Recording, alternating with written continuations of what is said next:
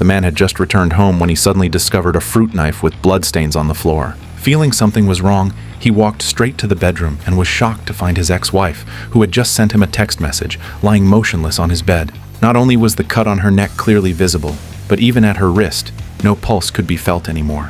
Just then, two heavily armed police officers suddenly burst into the room. It was obvious someone was deliberately framing him.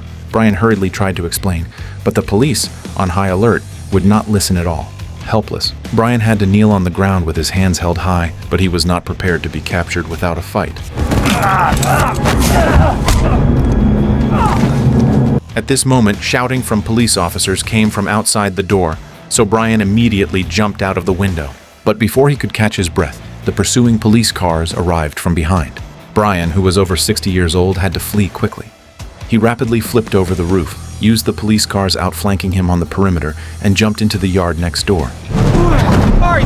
Then he climbed over a 3-meter-high fence and successfully jumped into an unattended garage next door. Subsequently, he threw away his pistol and, taking advantage of the gap while the police were kicking the door down outside, quickly drilled directly underneath a truck. Then he opened the cover plate and entered the hole. It turned out that below was the drainage area connected to the municipal pipe network. At the very moment the police kicked open the gate, Bryan endured the foul smell and jumped down. He used all his strength to climb up the drainage pipe, still unable to believe everything that had just happened.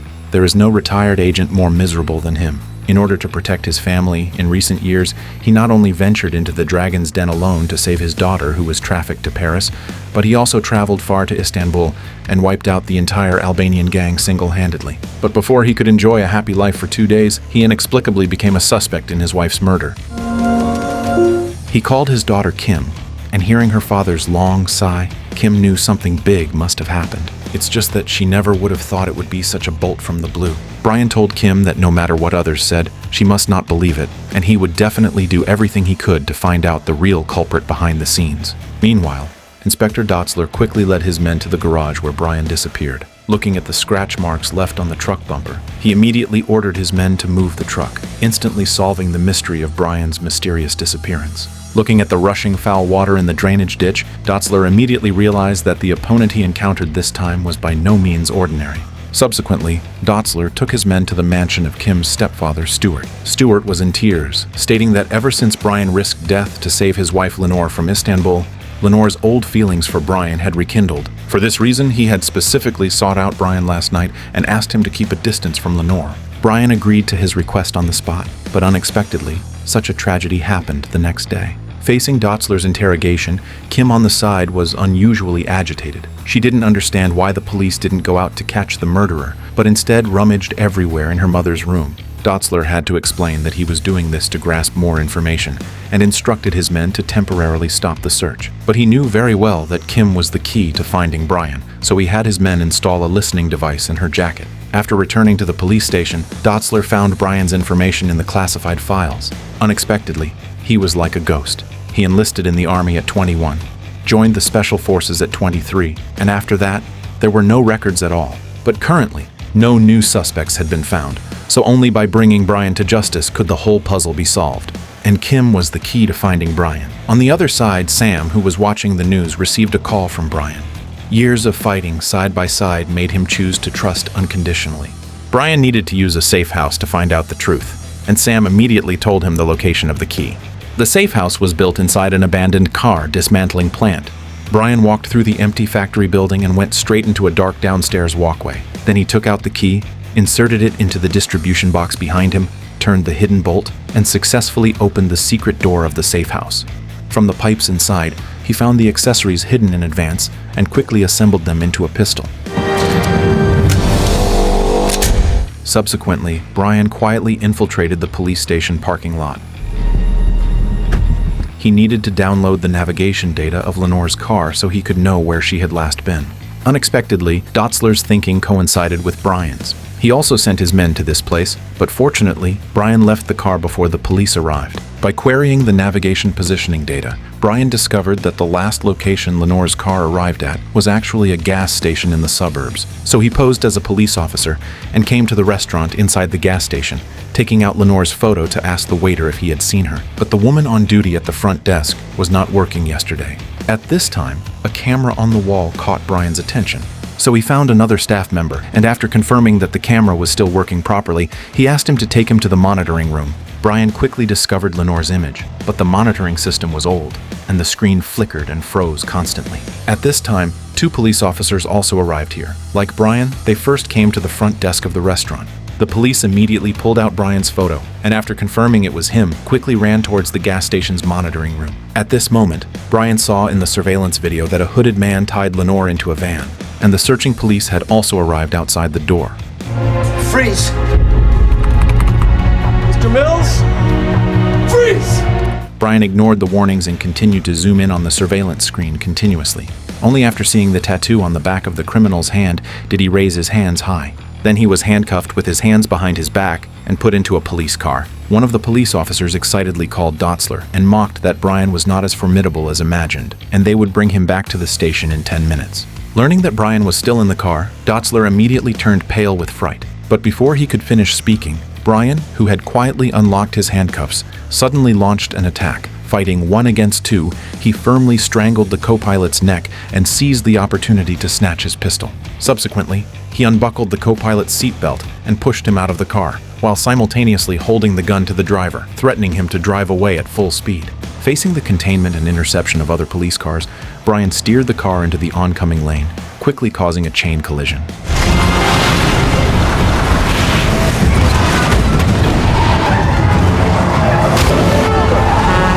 At this time, a passing truck could not dodge in time. After a sudden brake, the container loaded on the truck smashed directly onto the police car on the side.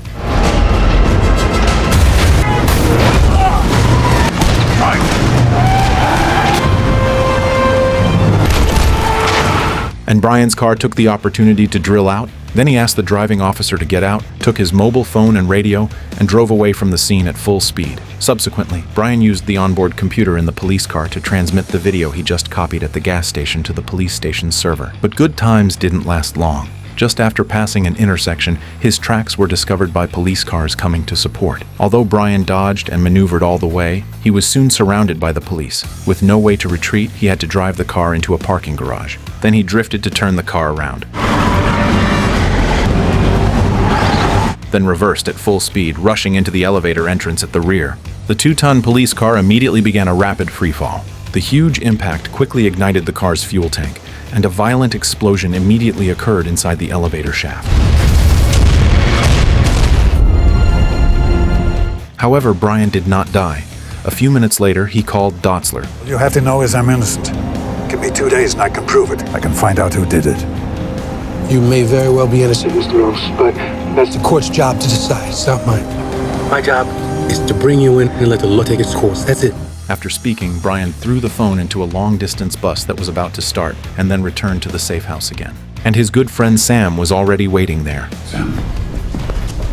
After explaining the whole sequence of events, Bryan gave the information about him and Lenore downloaded from the police system to Sam, hoping that perhaps some clues could be found inside. Anything else? I want to go to the funeral. 1 day later, Lenore's funeral proceeded as scheduled. In order to catch Bryan, Dotzler arranged for a surveillance van early on to monitor the funeral from all angles. But when Sam hugged Kim goodbye, the audio signal inside the surveillance van suddenly suffered interference, and no sound could be heard at all. Sam pointed to a button on his clothes. Bryan was watching Kim's every move through a computer screen at this time. Dotzler was certain that something must have just happened, but clueless, he could only cut the surveillance signal and rearrange his men to track and monitor Kim. Not only that, even Stewart hired multiple bodyguards at a high price. Although very unhappy, Kim still followed Bryan's instructions to keep everything as usual, driving to school at the same time, going to the same convenience store on the way, and even buying yogurt by only taking the 4th bottle from the bottom in the middle row. Unexpectedly, when she picked up the yogurt, she found a label stuck on the bottle. So Kim drank it all in one go, threw away the box, and quickly left the store. The tracking officer immediately reported the situation to Dotzler. Although there was nothing abnormal, Dotzler, who had already been played by Bryan twice, was not at ease. So he immediately rushed to the convenience store and learned from the owner that Kim visited here every day. She would pack a box of peach yogurt every time, but today she drank it all directly in the store. Dotzler's heart skipped a beat, so he immediately dug out the yogurt box Kim threw away from the trash can. When he saw the label on the box and tasted the remaining yogurt, he immediately called for backup and rushed to the school. On Kim's side, not long after, she felt nauseous, so she left the classroom early and ran to the toilet. Unexpectedly, as soon as she walked into the bathroom, Bryan covered her mouth.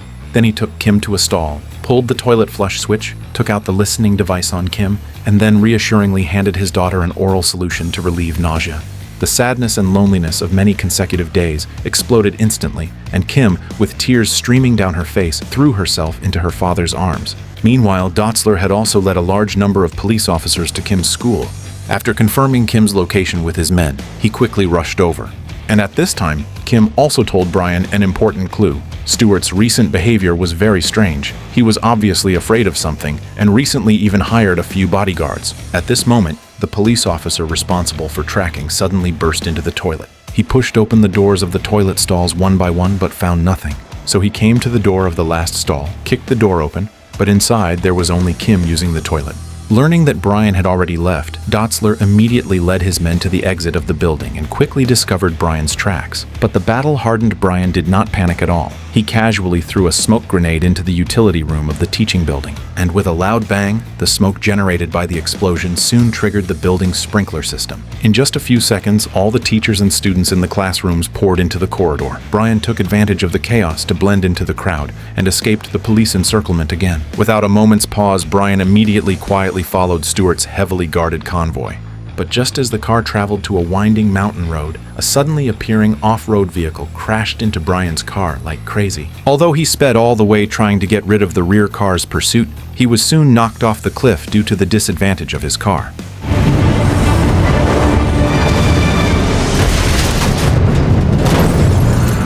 Even though Bryan's car was already unrecognizable, the killer who got out of the rear car was not at ease and immediately threw a grenade into the car. Watching the soaring flames from the car explosion, the killer left with peace of mind. But they still underestimated Bryan's ability. A few minutes later, Bryan hijacked an off-road vehicle and then sped at full speed in the direction the killer left. Unexpectedly, just after driving 2 kilometers, he found the car driven by the killer outside a supermarket by the highway. And the killer, who was flirting with the cashier, was unaware of Bryan outside the door. He smashed a lone killer unconscious with a wine bottle, then killed 2 others fighting 1 against 2.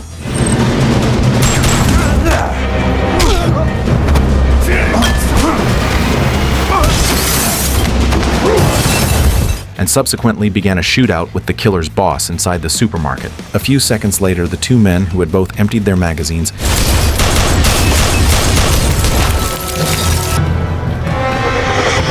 immediately began close quarters combat. Bryan quickly gained the upper hand, and with a swift counterhold, disarmed the killer and seized his pistol.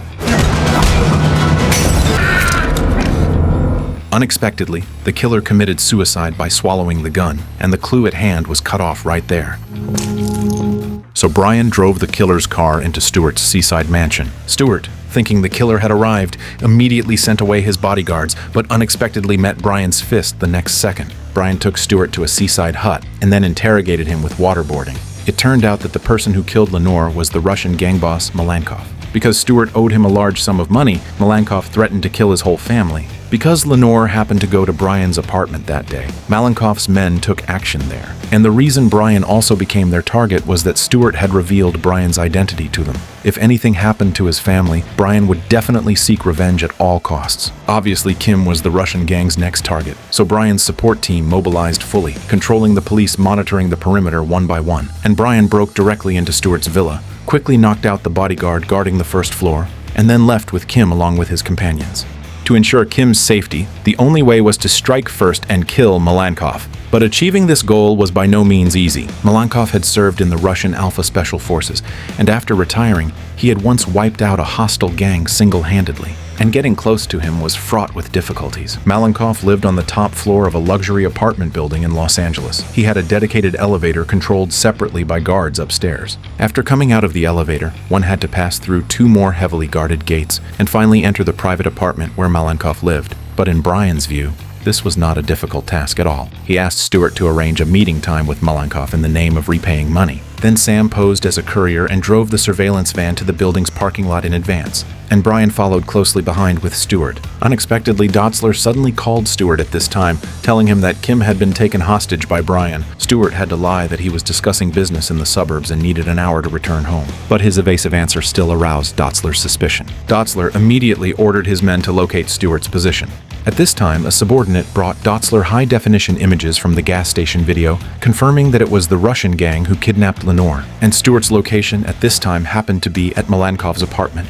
Feeling something was wrong, Dotzler immediately led his men to the location where Bryan was. On the way, a colleague told Dotzler a brand new discovery. Stewart had just purchased an insurance policy worth tens of millions for his wife a few months ago. It seemed the truth of the matter was not simple. On the other side, Stewart came to the elevator with a briefcase. While he was being searched, Sam successfully hacked into the elevator's monitoring system. As soon as Stewart entered the elevator, they immediately locked the monitoring screen inside the elevator. At the same time, Bryan suddenly appeared and used a vehicle defibrillator to electrocute the two security guards at the door directly. Then he entered the elevator to replace Stewart, while the monitors still showed Stewart's image. Just like that, Bryan successfully reached the top floor. After quickly taking out the guards at the door and taking the access card, Bryan successfully opened the second gate. The guard in the monitoring room sprayed bullets into the corridor. But when the guard walked out of the room, Bryan, hiding under a corpse, killed him instantly. But the huge noise still attracted the remaining guards. But in less than the time it takes to smoke a cigarette, Bryan solved them all.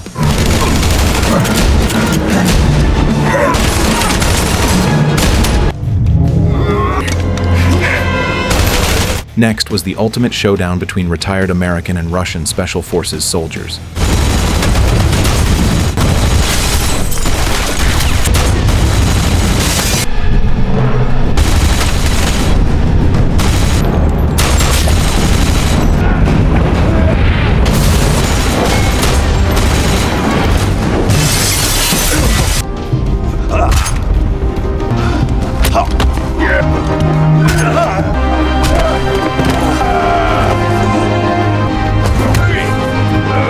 After a fierce gun battle, Malenkoff was soon defeated. It turned out the real mastermind behind the scenes was Stewart. He first asked Malenkoff to send someone to kill Lenore so he could get a large insurance payout. Later, fearing Bryan's retaliation, he asked Malenkoff to kill Bryan again. But when Stewart learned that Bryan had escaped death, he incited Bryan to kill Malenkoff. This way, he could not only clear himself of the suspicion of killing his wife, but also swallow his wife's death insurance money. Unexpectedly, having been powerful all his life, he ended up being a pawn for someone else. So Malenkoff, seriously injured and seeking death, stopped resisting. Bryan did not shoot, but silently watched Malenkoff bleed to death.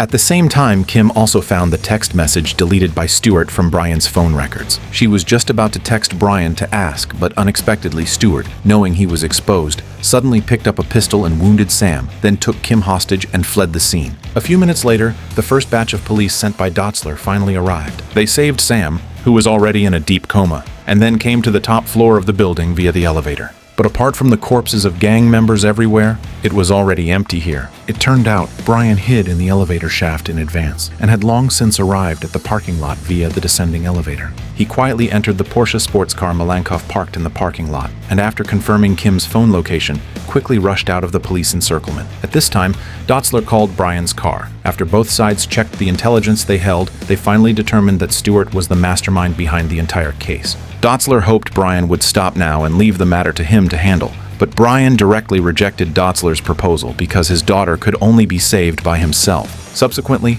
Bryan hung up the phone and drove at full speed towards his daughter's location.